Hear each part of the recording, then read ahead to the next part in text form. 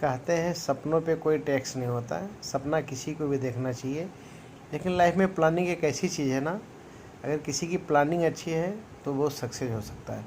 मैं इसको एक छोटी सी दंत कथा के माध्यम से कहना चाहता हूँ। एक पुराने ज़माने की बात है।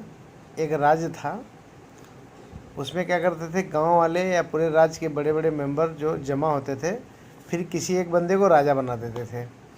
फिर क्या होता था कि उनके लिए पूरी छूट होती थी कि आप 5 साल जो आपको करना करो।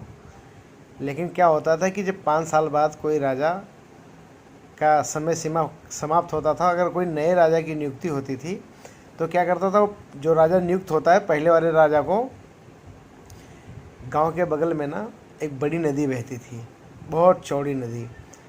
तो नदी के उस पार एक बड़ा घोर घना जंगल था।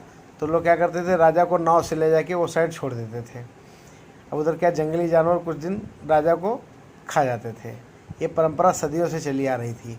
तो होता क्या था, जो आदमी राजा बनता था 2-3 साल ना, जब तक तो शौक मौज करते था, लेकिन जैसे उसका काउंट डाउन यानी समय नज़दीक आ रहा होता था कि मेरा राजपाट चला जाएगा और मेरी मौत एक दिन निश्चित है, तो लोग राजा क्या करता था कि वो डरते रहता था, डरते डरते सूखने लगता था, कुछ लोग पागल हो जाते थे।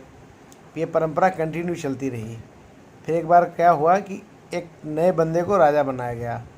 वो बंदे ने पहले वाले राजा को तो जंगल में फेंक आया। राजा बनने के बाद उसने जितना हो सका सुविधा दिया, जनता को खुश रखा, खुशहाल रखने की कोशिश की। और धीरे धीरे इसको भी 3 साल 4 साल बीत गया, इसका भी समय नज़दीक आने लगा कि अब मुझे लोग जंगल छोड़ के आ जाएंगे। लेकिन क्या होने लगा कि ये खुश रहने लगा। धीरे धीरे खुश रहते रहते रहते फिर जनता परेशान रहने लगी कि सब राजा तो दुखी रहते थे, सूखने लगते थे या डिप्रेशन में आ जाते थे, मानसिक रोगी हो जाते थे, कई लोग पागल हो जाते थे। आखिर इस राजा के अंदर ऐसी क्या खूबी है कि भाई ये तो दिन दिन खुश होते जा रहा है, खुशहाल लाइफ है।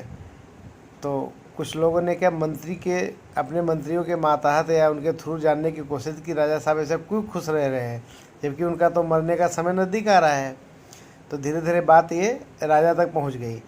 तो राजा ने बोला कोई बात नहीं है, अभी नज़दीक आ जाने दो समय, आप लोग तो मुझे छोड़ने चलोगे ही, तो मेरे खुशी का राज भी जान लोगे।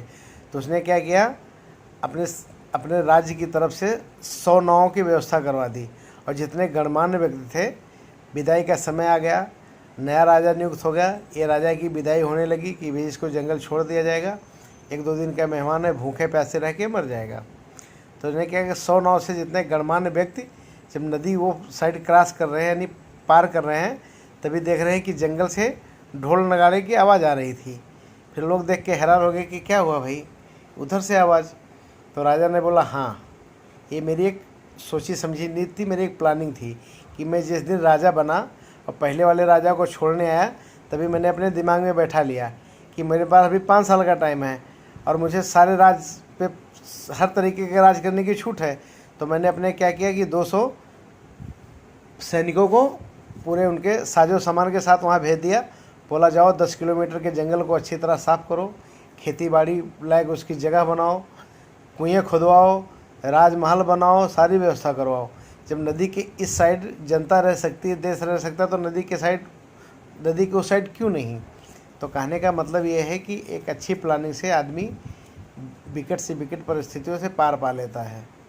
ये रहा कहानी का सार्थक। इसलिए आप लोगों से एक ही अनुरोध है, ज़िंदगी में तरक्की करना है तो लाइफ में कोई न कोई अच्छी प्लानिंग होनी चाहिए। समय किसी का अच्छा या बुरा आ सकता है, वो बात नहीं है, लेकिन अगर प्लानिंग आपकी अच्छी होगी, जैसे धूप सब जगह होती है, लेकिन जो लोग छतरी लेके चलते हैं, धूप से थोड़ा बचाव ज़रूर होता है। नमस्कार दोस्तों, अगली कहानी के लिए फिर मिलते हैं एक ब्रेक के बाद।